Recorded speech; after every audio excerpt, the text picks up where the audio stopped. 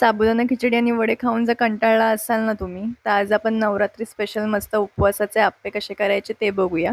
एकदम सॉफ्ट होतात, खायलाही एकदम मस्त लागतात आणि बनवायलाही एकदम इझी आहेत. त्यामुळे तुम्ही ही रेसिपी नक्की तुमच्या घरी ट्राय करून बघा. तर आता आपण रेसिपीला सुरुवात करूया. त्यासाठी मी इथे 1 कप वरई घेतली आहे, अर्धी वाटी साबुदाणा तांदूळ घेतला आहे, जिरं घेतलं आहे, 4-5 मिरच्या घेतल्या आहेत आणि वाटीभर छोटं दही घेतलं आहे. त्यानंतर आता वरई आणि साबुदाणा तांदूळ आपण 2 मिनटं फ्राय करून घेऊया. त्यानंतर ते गार झालं की हे मिश्रण आपण मिक्सरमध्ये टाकून त्याची बारीक अशी पावडर करून घेऊया. नंतर त्यामध्ये आपण दही टाकून घेऊया, जिरं, मिरच्या, मीठ आणि पाणी टाकून हे मिश्रण व्यवस्थित वाटून घेऊया. हे बघा, हे मिश्रण आपण व्यवस्थित वाटून घेतलेलं आहे. त्यामध्ये मी थोडंसं मीठ टाकून घेते, ते ढवळून घ्यायचं आणि त्यामध्ये थोडासा खायचा सोडा टाकून ते मिश्रण पुन्हा मिक्स करून आपण ते 20-25 मिनटं झाकून ठेवणार आहे. तोपर्यंत आपण चटणी बनवून घेऊया. त्यासाठी मी इथे खोबरं घेतलं आहे, मिरची, मीठ आणि थोडंसं पाणी टाकून मिक्स करून घेऊया.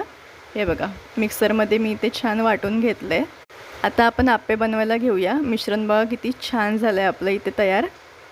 आता आपण आप्पे बनवायला घेऊया. त्यासाठी मी इथे आधी भांड्याला तेल लावून घेते, म्हणजे मिश्रण टाकल्यावर ते चिकटणार नाही.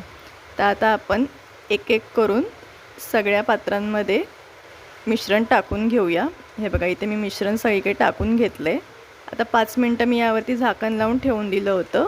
त्यानंतर आपण याला वरच्या बाजूने सुद्धा तेल लावून घेऊया आणि एक एक करून दुसऱ्या बाजूला परतून घेऊया.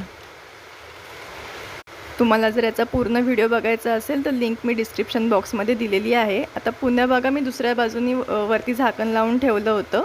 आता आपले आप्पे एकदम तयार आहेत. आता मी हे प्लेटमध्ये काढून घेतलं आहे.